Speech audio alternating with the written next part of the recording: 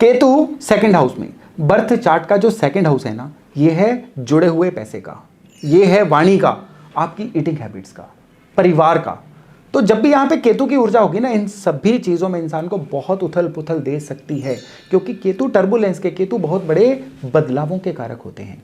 तो किस तरह से ये आपके जीवन में रह सकते हैं अगर बर्थ चार्ट के सेकंड हाउस में केतु हो, आज के वीडियो में हम उसकी विस्तार से चर्चा करने वाले हैं। नमस्ते, मेरा नाम है योगेश शर्मा, स्वागत है आपका happy life with Yogesh Sharma में। और दोस्तों, आगे बढ़ने से पहले एक विनम्र निवेदन कि अगर अभी तक आपने अपने इस चैनल को सब्सक्राइब नहीं किया है ना, तो कृपया सब्सक्राइब करिए और बेल बटन दबाना ना भूलिएगा।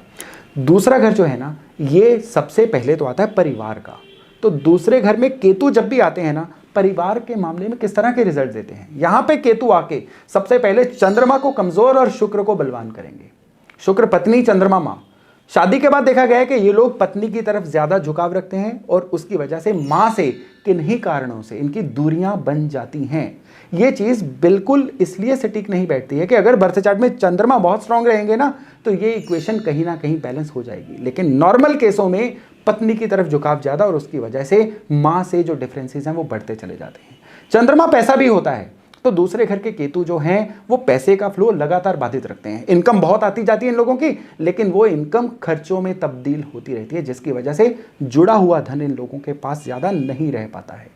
ये केतु को अगर आप सही से यूज करना चाहते हैं ना, तो जितना पैसा आता जाए उसमें से कुछ हिस्सा प्रॉपर्टी में, कुछ हिस्सा गोल्ड में, कुछ हिस्सा बॉन्ड्स, डिबेंचर्स में, इस तरह से कन्वर्ट करते रहिए। जितनी लिक्विड मनी दूसरे घर के केतु वालों के पास होगी, उतना ही ये लोग जो हैं पैसे के मामले में बहुत ज़्यादा खाली खाली सा या बहुत चुका हुआ महसूस करेंगे।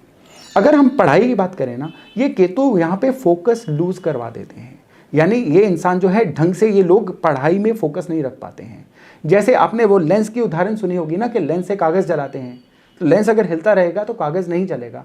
ठीक यही चीज़ इन केतु वालों के साथ होती है। इनका फोकस हिलता रहता है और उसकी वजह से जो स्टूडेंट्स हैं ना दूसरे घर के केतु वाले, वो अपना जो टैलेंट है वो नतीजों में कन्वर्ट नहीं कर पाते हैं। और अगर रही बात भाषा की, तो यहाँ के केतु वाले जो हैं एकदम से बड़ी लाउड भाषा यूज़ कर देते हैं। इनको खुद को पता ही नहीं चलता है कि कब इनके मुंह से ऐसे वर्ड्स निकल गए जो सामने वाला जो है अदरवाइज ले सकता है। और उसकी वजह से इनके सामाजिक संबंध या पारिवारिक संबंध भी जो है ना, ये बहुत ज़्यादा सफ़र हो जाते हैं।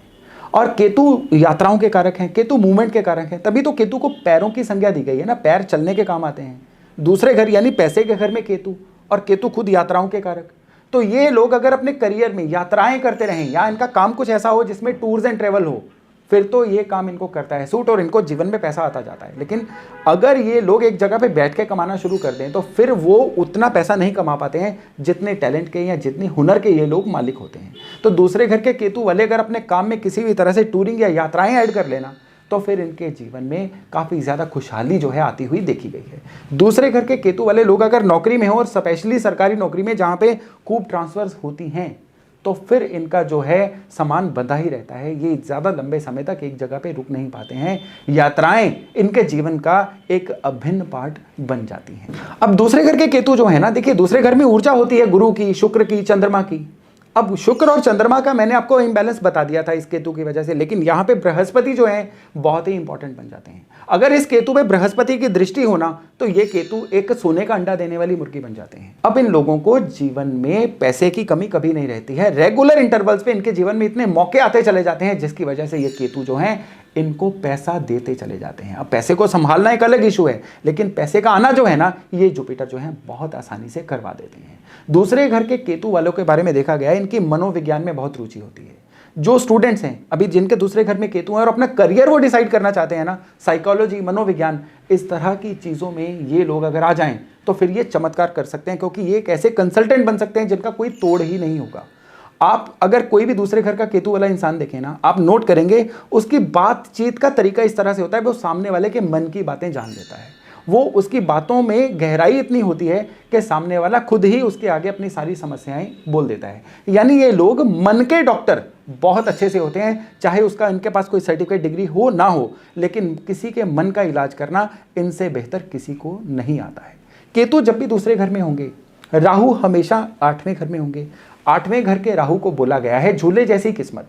तो केतु दूसरे घर में होना कई बार किस्मत को झूले जैसा बना देता है। हालांकि यहाँ पे इसमें केतु का हाथ नहीं रहेगा, हाथ राहु का रहेगा, क्योंकि लेकिन ये एक्सिस हैं, तो इसलिए केतु दूसरे वाले जो लोग हैं यहाँ पे इनको किस्मत में कई ऐसी चीज़ें आती हैं जिसमें लाइफ में बहुत बार चलते चलते काम रुक जाते हैं। कई बार क्या होता है, इनको रिलेशनशिप में ऐसी दिक्कत आ जाती है कि शादीशुदा ज़िंदगी तक खतरे में पड़ जाती है, या परिवार वालों से कुछ लड़ाई झगड़े इस तरह के रहने शुरू हो जाते हैं जिसकी वजह से ये लोग अपने जीवन में सफ़र करते चले जाते हैं। अब बृहस्पति ने तो केतु को अच्छा कर दिया, लेकिन यहाँ पे अगर इसी केतु पे मंगल या चंद्रमा की दृष्टि रहेगी ना, तब ये एक तरह का ऐसा योग बन जाएगा जिसमें इंसान को जीवन में कभी भी पैर जमाने का मौका ही नहीं मिलेगा।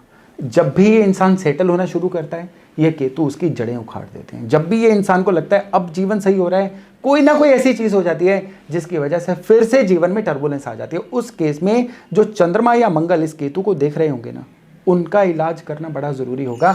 नहीं तो ये केतु उस इंसान को जीवन में ना धन के मामले में सेटल होने देगा, ना परिवार के मामले में सेटल होने देगा, ना ही पैसे धन के मामले में सेटल होने देगा।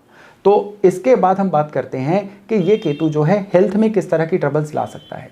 केतु कारक होता है रीढ़ की हड्डी का, केतु कारक होता है पैरों का। यहाँ पे अगर केतु खराब होंगे तो सेकंड हाउस और केतु की ऊर्जा मिलके इंसान को ज़्यादातर देखा गया है कि कुछ इस तरह की एनर्जी देती है कि इंसान ना शरीर में बिल्कुल उसको एनर्जी फील नहीं होती, जिसकी वजह से वो एक ही जगह पे बैठा रहना पसंद करेगा, चलेगा फिरेगा नहीं। उसकी मूवमेंट जो है वो बाधित होगी, लेकिन उस इंसान को पता नहीं चलेगा कि ये किस कारण हो रहा है। कई बार ये लोग कहते पाए जाते हैं हमारे शरीर में एनर्जी नहीं है।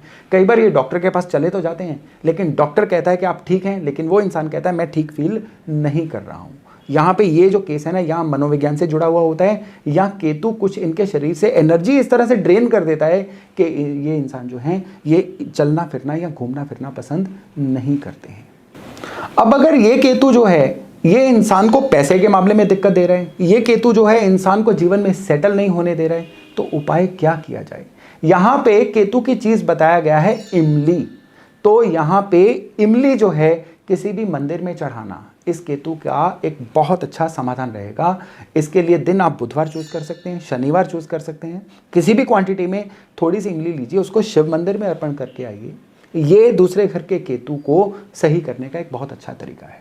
देखिए दूसरे घर का केतु जो है ना, ये केतु खुद खट्टी चीज़ों का कारक होता है। तो दूसरे घर के केतु वाले जो लोग हैं ना, ये अपने आप में ना खूब खट्टी मीठी चीज़ों के शौकीन बन जाते हैं। ये चाट गोलगप्पे इस तरह की चीज़ें, या ये लोग इस तरह की कोई चीज़ें अपने लाइफ में अप्लाई करना शुरू कर देते हैं जो हेल्थ के लिए अच्छी नहीं होती हैं। यानी इनकी जो ईटिंग हैबिट्स है ना, या जंक फूड की या कुछ इस तरह की होती हैं जिसकी वजह से हेल्थ की खराबी हो। तो अगर ये लोग ऐसा कर रहे हैं तो ये केतु को खराब कर रहे हैं। अपनी ईटिंग हैबिट्स को कंट्रोल रखना भी इस केतु का बहुत बड़ा उपाय है। केतु अध्यात्म के कारक हैं, केतु यात्राओं के भी कारक हैं। दूसरा घर जो है जुपिटर की एनर्जी से जुड़ा हुआ है। तो अगर ये लोग तीर्थ यात्रा करते रहें तो फिर ये इस केतु के लिए बहुत ही अच्छा एक समाधान रहता है। माथे पे और नाभि पे केसर का तिलक लगाते रहना, ये भी जुपिटर की ऊर्जा को इस केतु से जोड़ता है, और इसकी वजह से ये केतु एक बहुत ही अच्छा टूल साबित हो जाते हैं इंसान को जीवन में सुख साधन देने के लिए। इसके अलावा इस केतु का एक और बहुत अच्छा इलाज है, वो है बृहस्पति यानी जुपिटर की चीज़ें जैसे कि चने की दाल, हल्दी वगैरह को नियमित अंतराल में से गुरुवार के गुरुवार या इतवार के इतवार किसी भी मंदिर में दिया जाए। ये जो उपाय है ना, दूसरे घर के केतु के अगर धन के या मन के बारे में कोई भी दिक्कत आ रही है ना, वो बहुत अच्छे से सही करते हैं। तो दोस्तों ये था दूसरे घर के केतु का हाल कि ये जो केतु हैं किस तरह से हमारे जीवन को कंट्रोल करते हैं, और अगर हम इस केतु की एनर्जी को अपने लिए यूज़ करना चाहें तो हम कौन कौन से उपाय कर सकते हैं। तो आज का वीडियो यहीं तक था। बहुत जल्द मिलते हैं एक नए वीडियो एक नए टॉपिक के साथ। अपना खूब ध्यान रखिएगा। नमस्कार।